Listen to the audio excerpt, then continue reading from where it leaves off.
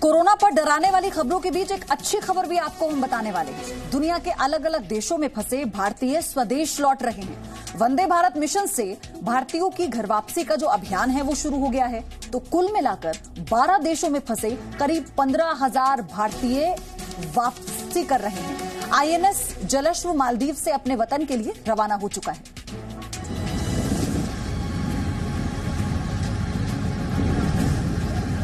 Corona काल में navy बनी संकट मोचक। विदेशों में फंसे भारतीयों की स्वदेश वापसी। मालदीव से 698 भारतीय हुए रवाना। कोरोना वायरस के चलते विदेशों में फंसे हुए भारतीयों को वापस लाने का काम शुरू हो चुका है। यह मिशन अगले 7 दिन तक जारी रहेगा। इसी के तहत भारतीय नौसेना भी ऑपरेशन समुद्र सेतु से लोगों को भारत वापस लाने का काम कर रही है। नेवी का वॉरशिप आईएनएस जलश्व करीब 698 भारतीयों को लेकर कोच्चि आ रहा है, जिसमें 595 पुरुष और 103 महिलाएं शामिल हैं। इन 103 महिलाओं में 19 महिलाएं गर्भवती हैं। मालदीव के वेलाना एयरपोर्ट पर पैसेंजर्स का पूरा चेकअप और स्क्रीनिंग हुई। सभी प्रक्रिया पूरी करने के बाद लोगों को आगे जाने दिया गया। मालदीव के इंडियन हाई कमीशन ने तस्वीरें साझा की हैं। ये शिप कल यानी रविवार को कोच्चि पहुंचेगा।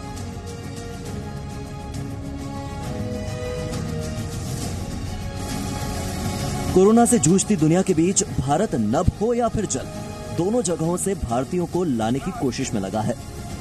समुद्र सेतु ऑपरेशन के तहत भारतीय नौसेना अपने 3 बड़े युद्धपोतों को इस्तेमाल करेगी। आईएनएस जलश्व, आईएनएस मगर और आईएनएस शार्दुल।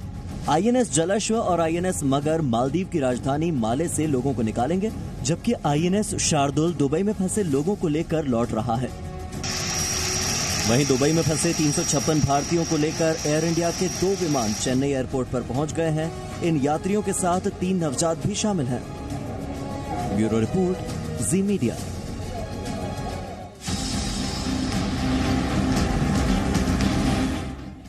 तो हम बात लगातार लॉकडाउन के दौरान फंसे लोगों की ही आपसे कर रहे हैं। देश के अलग अलग हिस्सों में हजारों लोग लॉकडाउन के दौरान फंस गए। हम आपको हिमाचल प्रदेश में फंसे 28 सैलानियों की मुश्किल के बारे में बता रहे हैं। ये लोग करीब 50 दिनों से यहां पर फंसे हैं और अब तो हालात ऐसे बन गए हैं कि इन्हें सरकार से मदद मांगनी पड़ रही है।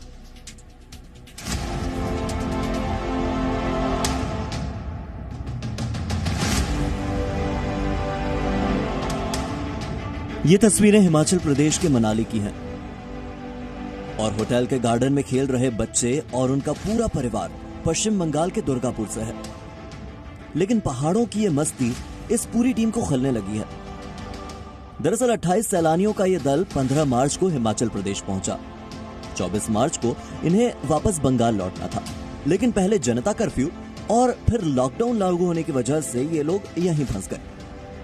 3 बच्चों और बुजुर्गों के साथ ये लोग हिमाचल और बंगाल की सरकार से लगातार मदद की गुहार लगा रहे हैं। এখন আমাদের একটাই আবেদন কেন্দ্র সরকারের কাছে এবং রাজ্য সরকারের কাছে যত তাড়াতাড়ি সম্ভব আমাদের এখান থেকে পশ্চিমবঙ্গে ফেরত নিয়ে যাওয়া হোক।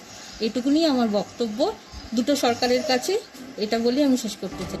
गनीमत की बात यह है कि अपने घर से सैकड़ों मील दूर रह रहे इन लोगों को होटल का किराया नहीं देना पड़ रहा है, लेकिन खाने पीने की व्यवस्था इन्हें खुद ही करनी पड़ रही है।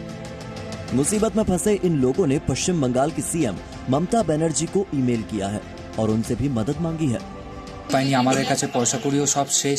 এখানে 3টে বাচ্চা আছে, তারাও কিভাবে দিন কাটাবে সেটাও আমরা বুঝতে পারছি না।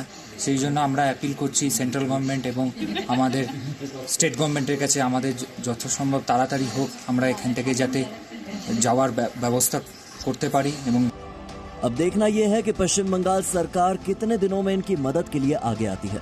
हिमाचल प्रदेश में कोरोना के केस तेजी से कम हुए हैं और यहाँ पर लॉकडाउन 3 के दौरान राहत भी दी गई है, लेकिन हिमाचल से बंगाल के सफर में मुश्किलें तमाम है।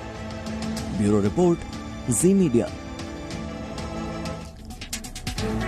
तो जहां जहां भी जिन भी राज्यों में जो लोग फंसे हुए हैं, फिर चाहे सैलानी हो या मजदूर हो, वो सरकार से अगर ये मांग करते हैं कि उन्हें उनके घर तक, उनके गृह राज्य तक पहुंचाया जाए, तो इस तरह की व्यवस्था की जा रही है। और हम भी आपसे यही अपील करते हैं कि सब्र के साथ सरकार ने जो सुविधाएं उपलब्ध करवाई हैं या फिर जो हेल्पलाइन नंबर जारी किए हैं, उन पर आप फोन करें, अपना आवेदन दें, ताकि आप इस दिक्कत से कम बाहर निकल आए। एक ब्रेक ले रहे हैं हम छोटा सा, यहां पर फौरन लौटेंगे। No signal, no worry. Presenting Z News app with live TV, latest updates and expert opinion. Available on Google Play and App Store. Download it now.